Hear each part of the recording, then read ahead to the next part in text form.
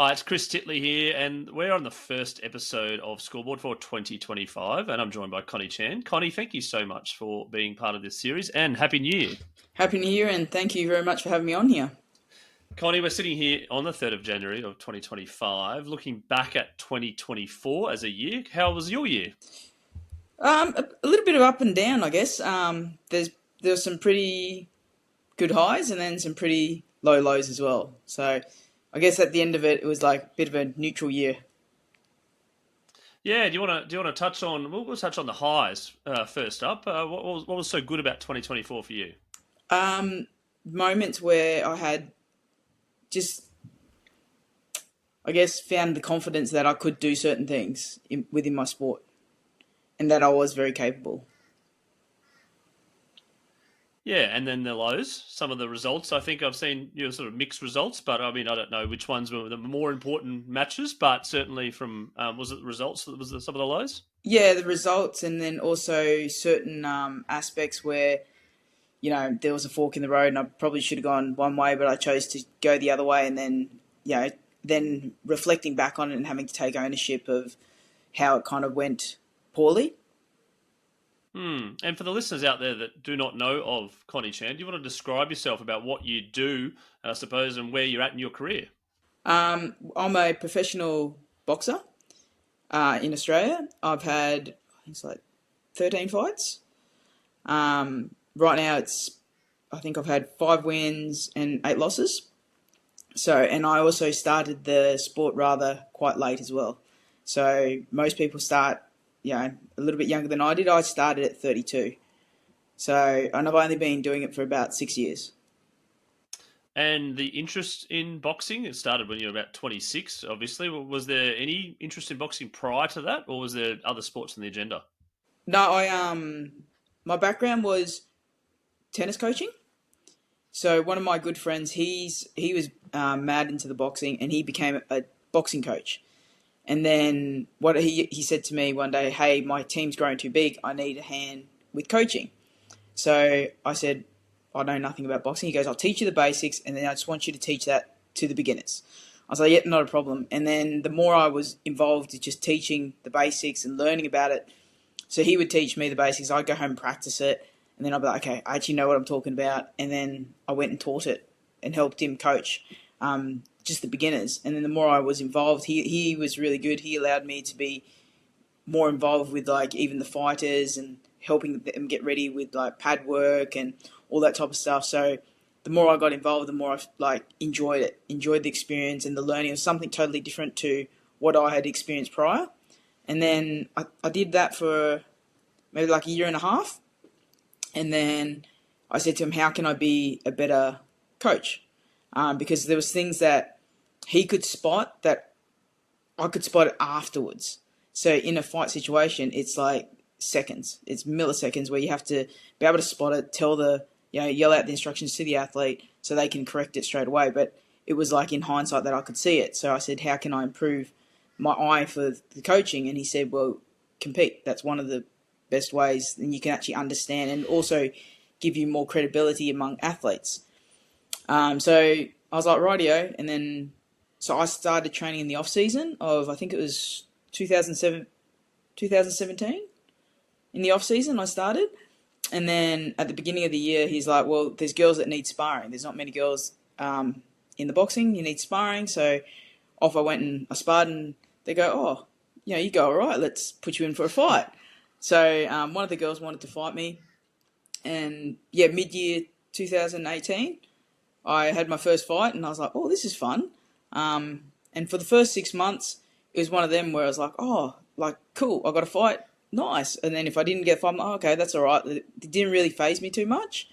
And then after that, first 6 months, I went away to, was it America and Mexico for about 2 months holiday. And the whole time I was away, all I could think about was boxing. So I was like, oh, there's something in this. So best I go down this path and see what happened. And then when I came back, I was just like, all right, I want to give this a red hot crack. And then in the meantime, I had a high performance coach, and she said to me, like, what do you want out of this sport? And she always asked me in the first 6 months, and I'm like, I don't know, like, I'll just see where it takes me. And then when I was away, I had a pretty hard think about it and thought, I'm actually taking physical damage. So if I'm going to do that, for me as a person, I didn't want to do it purely as a weekend warrior or just be a participant. I didn't want to be a number in the game. I wanted to be the best that I could possibly be. And like my thoughts was just the pinnacle, which was at the time the Australian team to be selected for Olympics and Commonwealth Games in the amateur scene. Connie, I'm interested as someone that's never competed in a boxing match before. What attracts you to that particular sport, the competitiveness, and also what goes on in sort of preparation, but then also in the ring? There's obviously lots of things that you go, I love this. This is great. Oh, that's it's a tough one. I think the first initial, I say to a lot of people, especially the ones that are getting into the sport, and they want to get the contact part, and it is actually quite counterintuitive, right? That someone's throwing punches at you, and then you to keep your composure, not be scared, not obviously fight and flight happens. I remember probably for the first month, and it's just contact. Like I knew the conditions of the partner work was one person jabs and the other person's catching. So it's really basic. Like you can't get any simpler than that.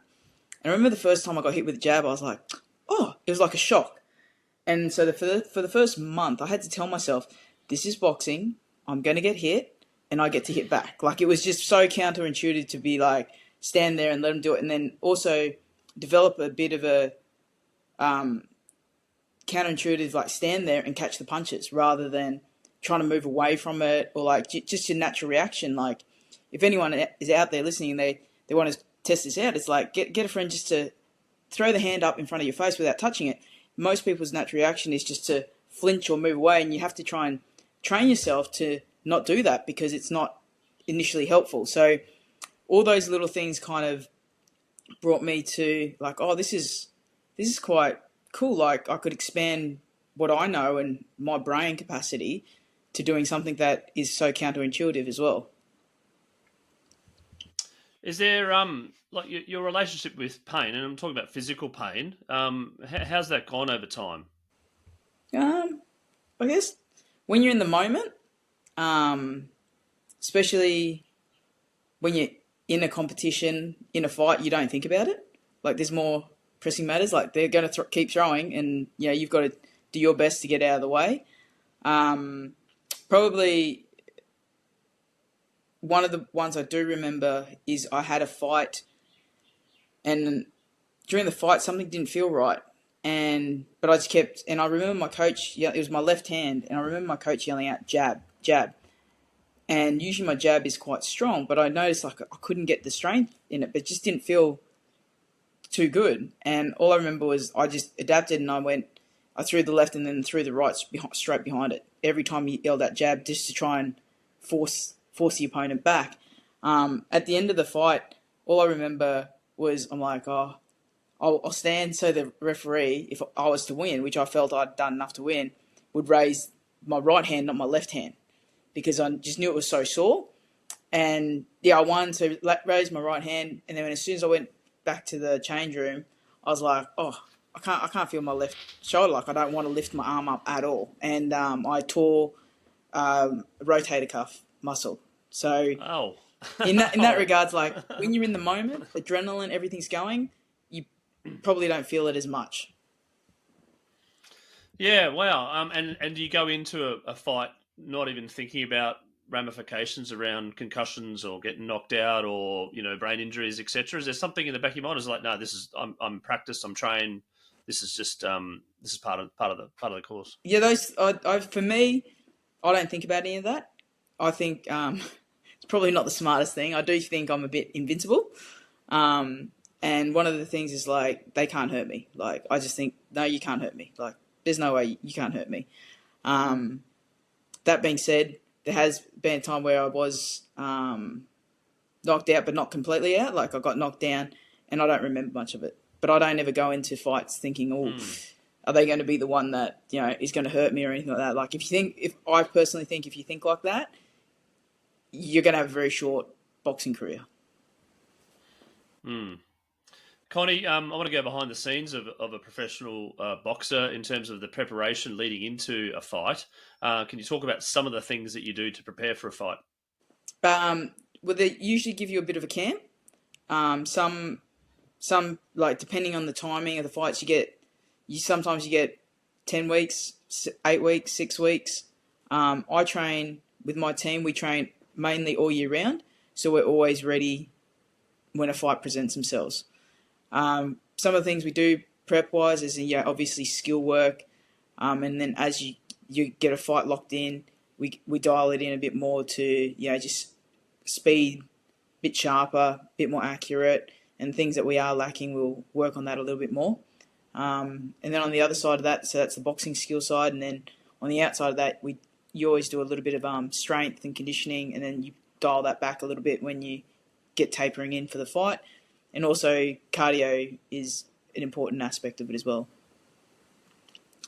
What about the other things along the lines of sleep and nutrition and basically keeping yourself fresh and good leading up into the fight? Definitely. The recovery side is very important. I put a lot of emphasis on recovery, especially the last month of a camp, because you're in this little bubble where you don't want anything to happen. Like, you don't want a niggle to pop in, because that ultimately can affect your performance. So I take a lot of time. I'm very blessed to be sponsored by Riggs Recovery, and they help me out heaps. And it's a recovery center on the Gold Coast, and they have got like the hot, cold magnesium pools. They've got infrared sauna. They've got a hyperbaric chamber, and they've also got like this cryotherapy as well. So if there's any niggles that ever pop up, I always head to them straight away, and they get to, they see and they're like, okay, you need to come in, once or twice a week to get this sorted, or, get in the hyperbaric chamber, especially when you're feeling a little bit low and, you feel that your immune system might be a little bit compromised. That's always very good to go into the infrared sauna and stuff like that as well. Do you do the cold bath then the sauna, or do you do the sauna then the cold bath? Usually I'll go sauna first. I'll do the infrared sauna, and that depends how I feel. Like, some days I'll feel great and I'll sit there for like 45 minutes. Other times I'm like, oh, you know what, I'm pressed for time. I'll do 30 minutes.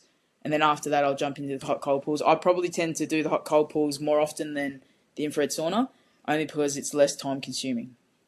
So there's a system I jump in there. It's pretty much, you jump in there 3 minutes on, then go into the warm for 3 minutes, back to the cold, and always finish on cold. So I do that 3 cycles. If I've got a little bit more time, I'll do 4 and just finish on the cold. Wow. Okay. That's fantastic.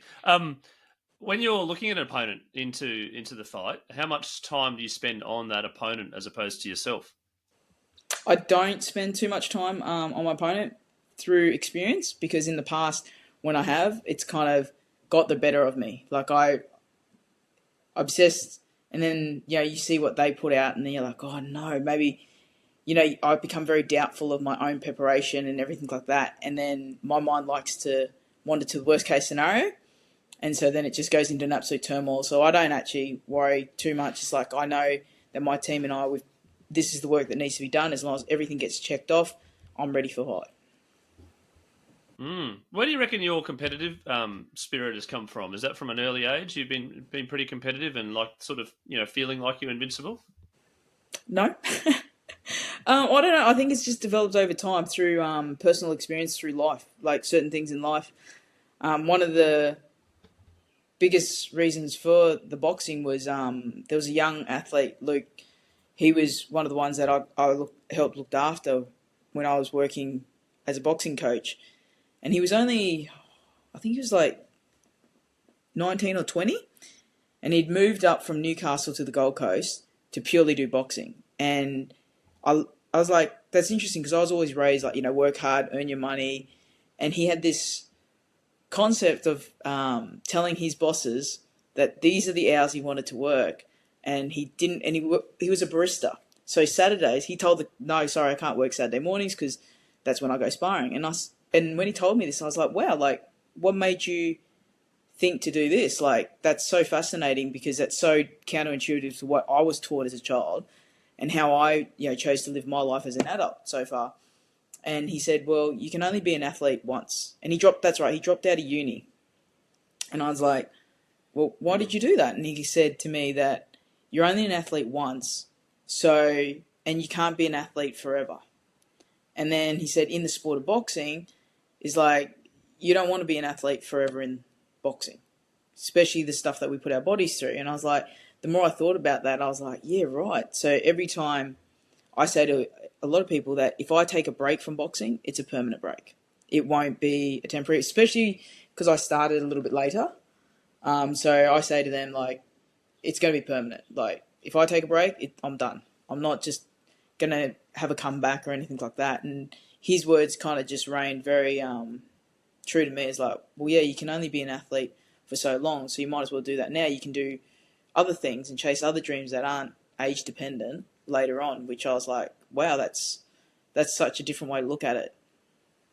And then as a boxer and sort of making that leap into fighting for money and professionalism and all that sort of stuff, where are you on that path? And I suppose in regards to where you want to be, and so maybe if you're a goal setter, where there's something that you're looking forward to in the future. One of the so I've started in the professionals, even though I had a lot of fights. My years in the ring haven't been long, so it's like learning on the go. Like I said, I've only been doing this for 6 years, and I've had probably spent about 3.5 of those years in the amateurs, and then converted over to the professional scene. I still feel that I've got plenty of time up my sleeve. I do have a timeline where I would like to go no more at a certain point in my life. So in my eyes, it's like I'm just going to go hell for leather and learn and grow as much as I personally can in this period. And the ultimate goal is to become a world champion. So where I am right now with my team and I would discuss to drop it down in weight division. So it gives me a better chance. And Connie, when people have been in boxing for a long time and then maybe they've been in the industry for 10 or 20 years, they say, oh, you've only been in it for 6 years. You don't know what you're doing. Have you heard that before? No, oddly enough. I don't, I've never been told that, to be honest. But it's definitely, I pay homage to the people who have spent a long time in the sport and still doing it. It's great to see. I don't tend to do that. I don't like I said, I started at 32. I don't want to be spending, 20 years in the sport and be like, yeah, I finally reached my goals. I can retire now. It's not something that I would like to do. And starting late and at age 32, there's obviously people that have supported you through your life, but now you're into the professional era of boxing. Can you talk about that support crew, the people that have invested time, the people that have invested effort into you, and how much they mean to you? Yeah, very much so. I have a very, very small niche of people that have supported me from the beginning. Probably to my own fault, because I kind of kept it very quiet. I think I boxed for maybe 2.5 years without telling my friends. And then when I became professional, one of the big things when you become professional is obviously you need a fan base. And so then I started telling my friends, and they're like, "What? You've been boxing?" I'm like, "Yeah, that's what I've been doing." And I tried for the Australian team, didn't quite get there. They're like, "What do you mean you did all this?" So it was a bit of a surprise to them. So my group of people that I do have is very small, but I trust them. I trust them very much so with everything that I need to do to get me to fights and everything like that. So they are a very trusted group that support me as well. Do they bring you back to earth sometimes, a leveler? Like if you do, when the result doesn't go your way, and then there's something outside that sort of breaks the curve, and you're like, okay, it's not, you're not on the operating table, you're not dying, but let's get back up and going again. Sometimes, but a lot of times I pull myself out of that one. When the results haven't gone the way I'd like to, there is I give myself a period to have a pity party. I remember my very first fight I had, professional fight. Is that a phrase that you made up, or is that just a probably common phrase in the boxing world? Because it's a pretty cool phrase. What's that? The pity party. No, I don't know where it came from, but I remember it was my first fight that I had, professional fight, and when I stepped in the ring, I was like, oh wow, this feels amazing. Like I feel like I'm at home. Like I wasn't nervous. It just like felt so grounded. I was like, oh, this is great. I fought. I thought I fought well. Clearly, I didn't. And I lost the fight. Straight after that, I went up to Toowoomba to see one of my teammates compete in a professional fight as well, because we both competed on the same night. And I stayed there that night with him, and because it was just go from my fight straight through to his, get him ready for his without putting my stuff onto him. I was driving home from Toowoomba, and I'm like, okay. I was so annoyed and upset about my fight that I was like, right, I'm going to give myself until I get home. Like, it was a 2-hour drive, so I was like, until I get home, I can cry, I can, do whatever I want, scream, curse, and just have it all out until I get home. But as soon as I drive up my driveway, step out of my car, it's done. Like, it's over. Like, that's it. That's time to move on. And I think I lasted probably maybe an hour. And then I was like, okay, I'm over it now. Like, let's go. So I do give myself, I know that if I sit and wallow, then it's not actually benefiting where I want to go. So there are periods where it's gone more than an hour. Sometimes it's gone for like days, weeks, and then I'm like, okay, this isn't progressive. Like once I get to a point where I'm like, I'm sick of listening to myself, then I'm like, okay, I'm done. Let's put this to bed and then move on. Yeah, from the athletes that I've interviewed, there's a very, it is an incredible skill to sort of move on, because there's such heartbreak and there's a lot of preparation, there's emotional energy into something and it doesn't go your way. And then, to last an hour after one particular fight is amazing. And then you did mention that there is days and weeks. So I'm curious to know that, do you think you are a resilient person? Do you think you're a lifelong learner, and you think, think shit happens, but let's move on? To a degree, yes. Resilience, yes, because I probably wouldn't be here if I wasn't resilient. I had a period where it was, I think it was like 18 months, and I had 4 fights, 4 losses. Like, if I wasn't resilient, I wouldn't be here still doing the sport. Yep. So it does take its toll, because even though I have my team, I have my support crew, at the end of the day, or at any time, I'm alone with my own thoughts. So even though, yes, I am very much grateful for my team, my teammates, and my support crew, but the only person that's only in my head is me.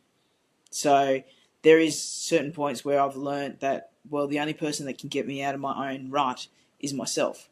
Like, it doesn't matter. I could have like the best, like, the hype person next to me, but unless I pull myself out of that, it doesn't matter what that hype person is, just words out of their mouth. And contrary to the pity party, when you prepare well for a fight and you win a fight and you feel like you've boxed well, do you have a moment of like reflection and pause and say, that was good?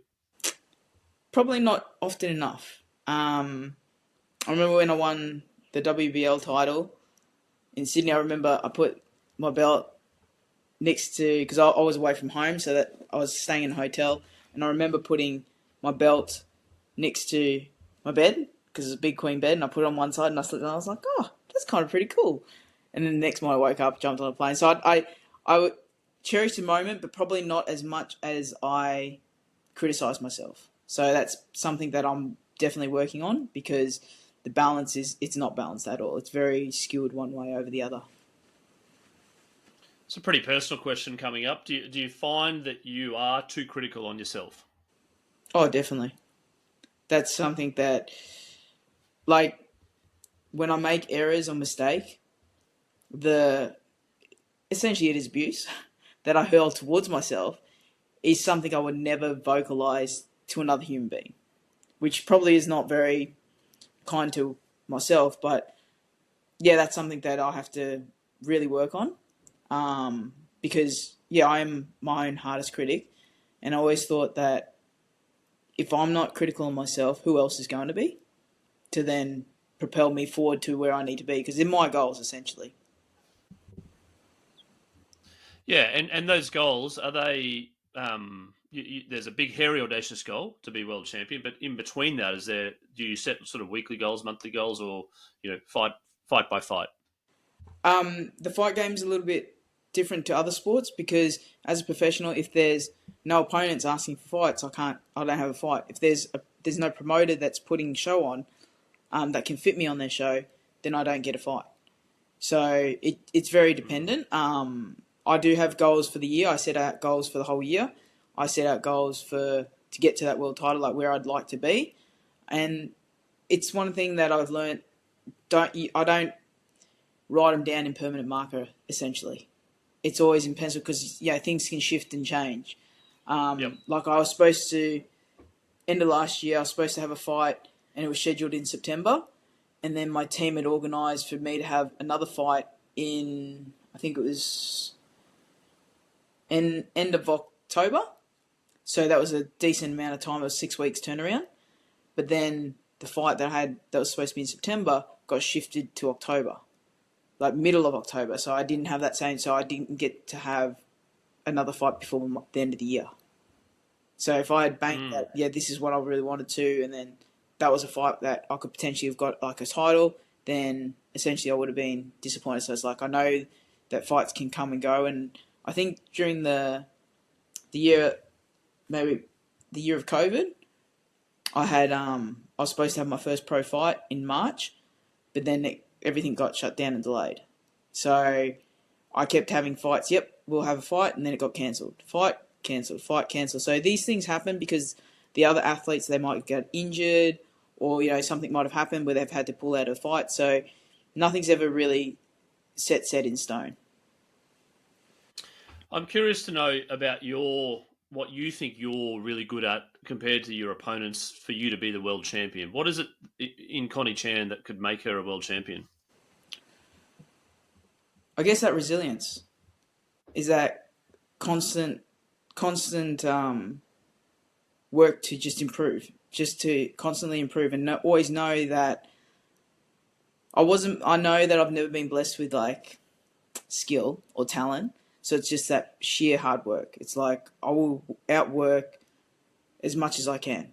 And knowing that at the end of the day, even if I'm not in it, it's like I'll actually surprise them because I'll be closer to being in the game than what my opponents would anticipate me to be. And then, being a professional boxer, and you've got younger people coming through and playing sport, not necessarily boxing, but what's some advice to them? Because you did take up the sport at 32, as you mentioned, and now you're finding your feet, you're in the zone. But people that are 12, 15 playing sport out there, what's some advice you'd like to give to them? It would definitely be, if you've got a passion for something and you have a dream, just go hard. Just go hard at it. Don't waver from it. If like I always I do a lot of self-reflection, especially after wins and definitely after losses. I'll take the time and put my hand on my heart and just like breathe and just ground myself, and then I'll always ask myself the question like, do you still want to do this? And or like if it comes back like a little bit, it wasn't a definitive like yes or no, then I'll be like, is it time to hang the gloves up? And even now when I say it to you, like there's little voices like, no, like it's not time yet. So that's one thing. It's like, listen to yourself rather than other people. I know that if I'd listened to other people, when I tore my rotator cuff, and if I went down the surgery route and everything like that, I would have been out of the sport for close to about 9 months before I could actually compete. Like at least 6 months before I could actually do what I wanted to do that way. But I decided to go against that and be like, no, my shoulder's fine. I will, and I had some good people around me to work with me to go, well, based on a feel. And then within 4 months after I'd done it, I had a fight. So it's little things like that. It's like there's many people that are willing to put their opinions, and no matter how well-meaning they might be, it's at the end of the day, it's just their opinion. Like, as long as your opinion of yourself is like, I can do this, then why can't you? That's the way I think of it, is like, there's so many people in this world. Someone has to be a world champion, so why not me? Like, why can't it be me? That's a really good way of putting it. A couple more questions. One, do you love boxing? Love is a very strong word. I think it's like I enjoy it a lot, like, and I enjoy the aspects of it, like so much. But to say you love something, that's very strong for me. Like to actually go, oh, when you love, you essentially do anything for the sport.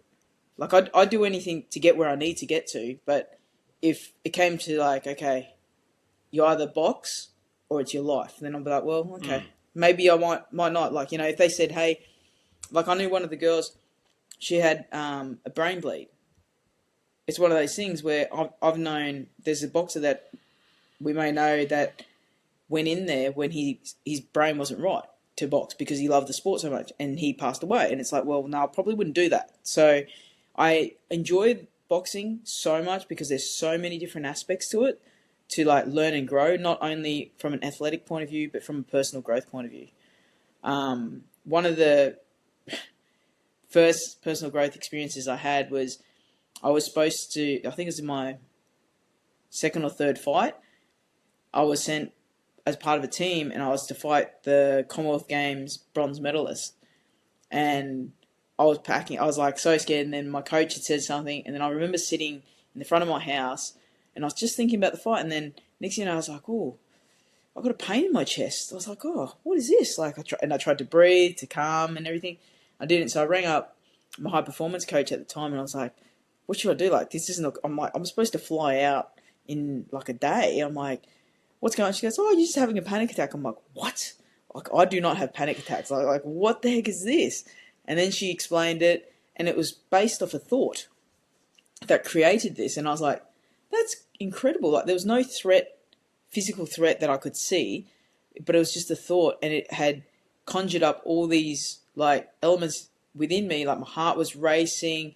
I like couldn't breathe properly. I was like, wow, like if that's just from a thought, if I can learn to master this is going to be powerful throughout my whole life, not just within the sport. So I think through that that one experience, I was like, well, wonder what else this sport can teach me, and as a person, not just from like the athlete side. That's a very good reflection of, and certainly the intertwining of sport and life. And I suppose the final question that I have is the reason I do Scoreboard, the podcast, is to understand how athletes define their own success on and off the court or the ring or the pool or whatever it might be. I'm interested to know how you define your own success. It's to define success for me it's very personal. It's whether or not I'm proud of what I have achieved. Like I look back at what I've done so far, and I sometimes shock myself. I was like, whoa, like you're a professional boxer. Like, holy smokes. Like, especially when I've got like fights coming up, it's like, you're going to step in the ring in like 3-6 weeks time. Like, ask me 5 years ago, was this what I was going to do? And I would have laughed. I would have been like, no chance. Like, no way would I have gone professional. Or ask me 10 years ago, would you be a professional athlete? Like, would this be something that you would be looking at? I'm like, no. Or like, especially boxing. If you said to me 10 years ago, Connie, I see you being a boxer and you would have done this, and this, and I'd be like, no chance. I don't want to do that. So it's kind of like, wow, I've done it this way, and as long as I'm respectful, like in my eyes, is respectful to like my opponent in the sport and the people around me, and I'm also giving back to help other people within the sport, then to me that is my version of success. And Connie, on that note, that fantastic note, we're going to leave it there. But thank you so much for giving us an insight into your life behind the scenes as a professional boxer, and congratulations on what you've done so far. You should be very proud, by the way, of where you've come from, and certainly where you're going to next year, and looking forward to catching up and following your progress. Fantastic. Thank you so much for having me.